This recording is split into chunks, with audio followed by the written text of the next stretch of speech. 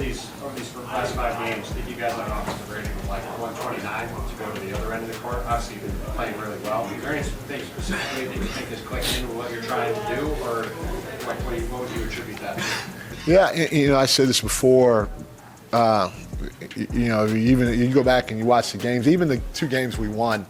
I said to Leon, Mr. Dolan, they stopped by after the game, and I told them both. I said, guys, we won, and this is nothing to the 2 teams because they're good teams, Cleveland and Boston. I said, but we didn't play well, and I felt that when I went back and watched the film.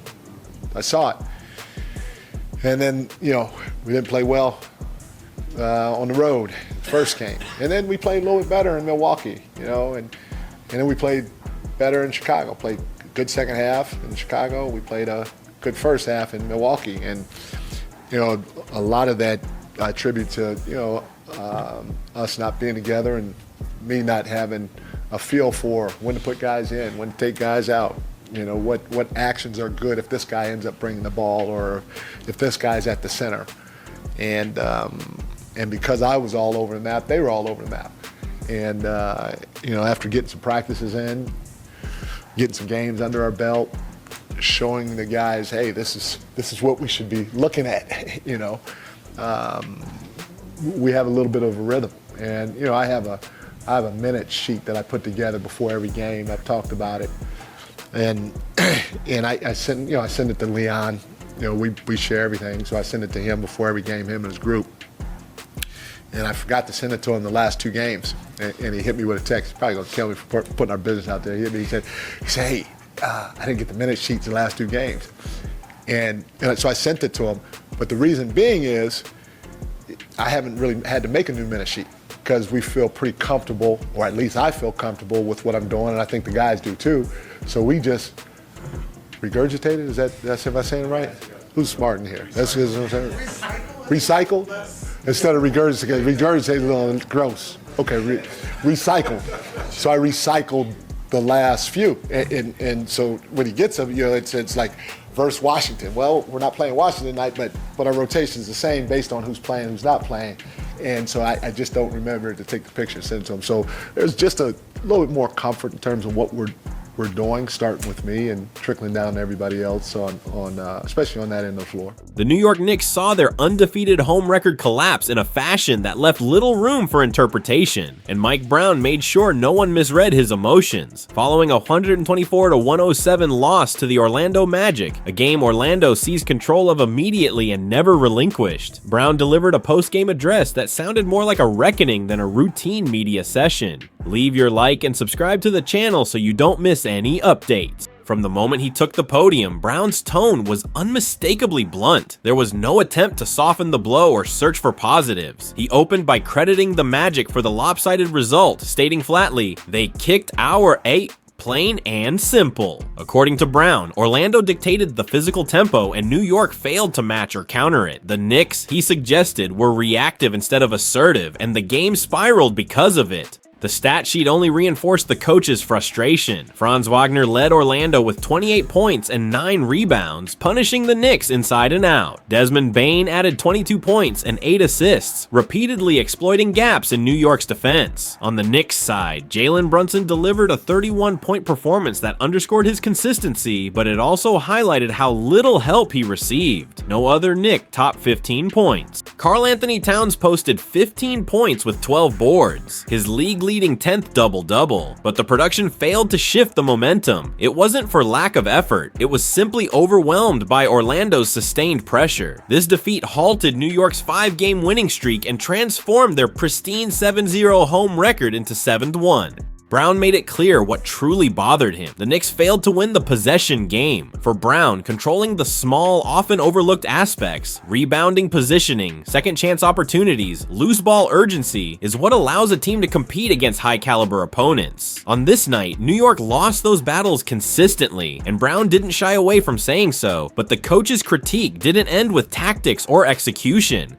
Brown shifted toward a deeper concern, the team's mindset. He expressed disappointment with how quickly players turned their frustration toward the officials instead of addressing their own shortcomings. That was disappointing to see, Brown said. We were the culprits of a lot of what happened out there. I couldn't even use a challenge because we kept fouling. This detail was significant. Brown emphasized that the Knicks' lack of discipline, not the officiating, prevented him from influencing the game strategically. A coach's challenge can shift momentum or correct a key mistake. Brown never had that option because the team repeatedly committed fouls that were impossible to dispute. To him, that symbolized a deeper issue, a team losing its composure instead of recalibrating. Brown's messaging became even more pointed as he addressed the concept of accountability. He reminded everyone that the Knicks claimed to be a no-excuse team, and he insisted that such a standard must be upheld even during frustration. If we're a no-excuse team, Brown said, then we have to play the right way and not lay the blame anywhere except on us. You're not going to win them all. You take the L and move on. His tone suggested this wasn't just about one night. It was about setting the foundation for what kind of team the Knicks aim to become.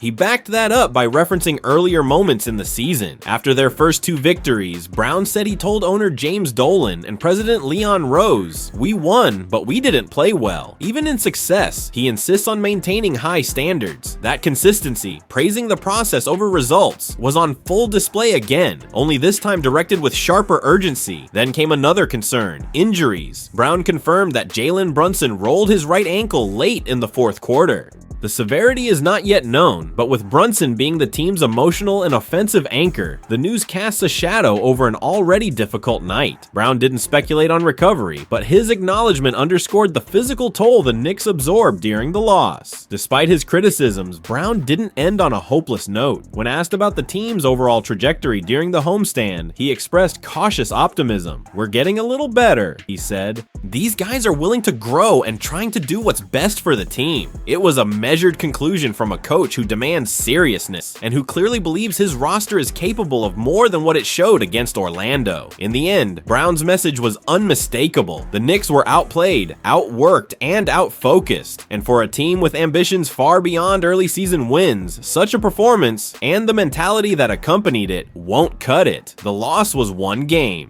The response to it, Brown implied, will matter far more. A veteran shooter in New York is doing exactly what the Knicks hoped for, and perhaps more. As the season begins to take shape, 10 games in, the Knicks have carved out an offensive identity built on spacing, rhythm, and relentlessness. It's an approach that hasn't cost them a single game in November and reflects a front office vision that prioritized continuity and precision shooting over the summer. They doubled down on experience, preserved the roster core, and added pieces that fit a system designed to stretch defenses thin. At the center of this system is Mike Brown, the team's new head coach, whose philosophy has been clear from the moment he arrived. Brown has repeatedly stressed the importance of pace, structured movement, and decisiveness from beyond the arc. His imprint is visible on every possession: crisp ball rotations, deliberate off-ball cuts, and an insistence on exploiting every defensive lapse. Those principles have produced an offense that doesn't just generate threes, it manufactures high-quality shots for players who know exactly how to convert them. Even with early shooting struggles from stars Jalen Brunson and Karl Anthony Towns, New York has climbed rapidly toward the top of the league in efficiency. Their ability to stay afloat and even thrive without heavy production from their headliners says plenty about the depth behind them. OG Anunoby and Mikal Bridges have stepped into that void with urgency, each embracing added offensive responsibility while remaining the defensive anchors they've been throughout their careers. But the backbone of this early success runs further than the marquee names. The real story is how many of the rotation pieces have elevated their roles without hesitation.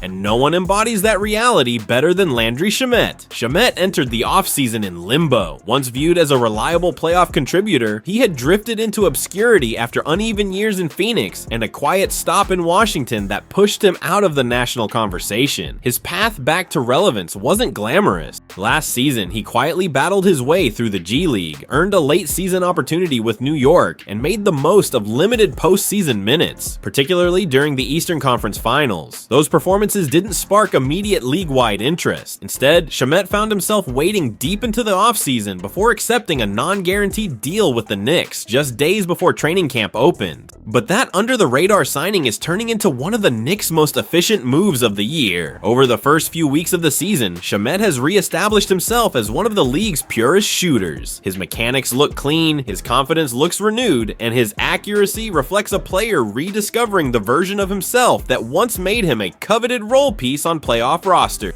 After shooting 39.7% from deep in limited action last season, he has surged to 43.9%, trending toward what could become the strongest statistical stretch of his career. For a team built around spacing and movement, a shooter performing at that level becomes a critical part of the ecosystem. Yet what has impressed the coaching staff isn't just the shooting. Shamet's defensive effort, often overlooked earlier in his career, has become a defining feature of his value. Despite being undersized for his position, he competes with consistency, using anticipation and awareness to stay in plays rather than relying on physical advantages he doesn't possess. He rotates well, communicates, and makes reads that prevent breakdowns before they happen. It's the type of detail-oriented defense that coaches trust, and Brown clearly trusts him. Shamet has earned a steady spot in the rotation and even the occasional start, a testament to how seamlessly he has adapted to the demands of the system. For a player who had to claw his way back onto an NBA roster, the turnaround is notable. He has gone from a fringe signing on a non-guaranteed contract to one of the most dependable role players on a team that's building legitimate momentum. Perhaps most importantly, Shamet has become a stabilizing presence in an offense that asks a lot from its shooters. He doesn't need plays drawn for him. He doesn't force shots. He simply understands where to be, how to space, and when to pull the trigger. In Brown's scheme, those instincts are invaluable. Through 10 games, the Knicks have shown the league that their shooting depth is real. And Landry Shamet, once drifting toward the edges of NBA relevance, has anchored that resurgence with precision, discipline, and a timely return to form. A 3-team trade scenario has taken over the NBA rumor mill, a proposal bold enough to alter the trajectory of multiple franchises in one seismic move. In this construction, Anthony Davis heads to the New York Knicks, Karl Anthony Towns takes his talents to the Dallas Mavericks, and the Brooklyn Nets step in as facilitators, absorbing salary and adding future assets. It's the kind of blockbuster framework that instantly commands attention, not only because of the names involved, but because of the ripple effects it would create across the league. The architecture of this deal, outlined by Bleacher Report's Eric Pincus, features layers of salary matching, roster maneuvering, and timing requirements that push it squarely into trade deadline territory. According to Pincus, any agreement would need to be executed close to February 5th when roster rules tighten and exceptions narrow. For New York, the move hinges on returning to the minimum 14-player requirement via a pro-rated minimum contract. For Dallas, the timing aligns with organizational upheaval following the firing of general manager Nico Harrison, a shift that, according to Dallas Hoops Journal, makes a Davis trade not only possible but increasingly expected.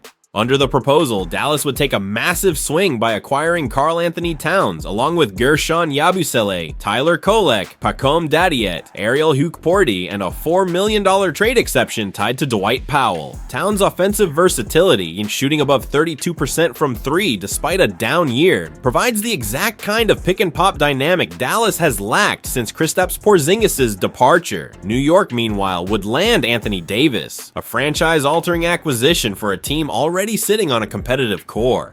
Davis may be dealing with a left calf issue, but his production remains elite. 20.8 points, 10.2 rebounds, defensive versatility across all 5 positions, and efficiency around the rim that still ranks among the league's best. Adding Jaden Hardy, Brandon Williams, Dante Exum, and the rights to Vanya Marinkovic gives the Knicks additional guard depth and future optionality. The 2 trade exceptions created in the process only widen their flexibility as the front office continues to refine a win-now roster. The Nets' role is more subtle but equally important. Brooklyn would use available cap space to absorb Dwight Powell, taking on $5 million from Dallas and securing a 2027 second-round pick from New York. The move requires cutting Tyrese Martin's guaranteed salary to free the necessary roster spot. It's a small but strategic reset for the Nets, who continue balancing long-term cap shaping with incremental asset accumulation. Financially, the deal is feasible because both Davis and Towns are on massive but nearly parallel contracts. $54.1 million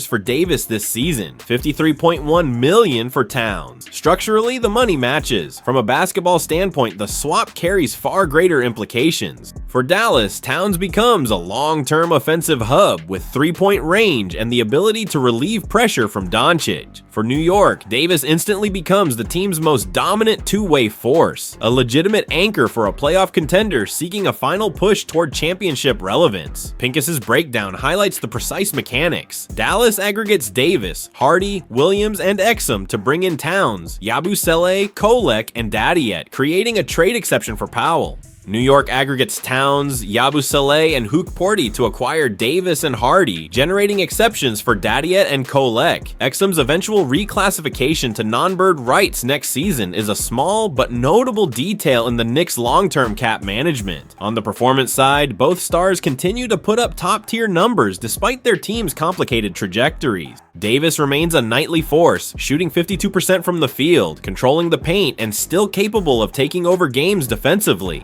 Towns, soon to turn 30, is averaging 20.2 points and 12.6 rebounds with elite free throw accuracy at 91.4%, showcasing the skill set that has made him one of the most offensively gifted centers in NBA history. This scenario is still just an idea, but it's the kind of idea that feels grounded enough to stir real debate. The Knicks chasing a superstar? Dallas retooling its roster around Doncic? Brooklyn playing the long game? Every element fits into the current NBA landscape. And if something even close to this framework ever reaches the league office, it won't just be a trade. It will be a defining moment of the season, reshaping contenders, staking futures, and sending shockwaves through every front office watching from the sideline.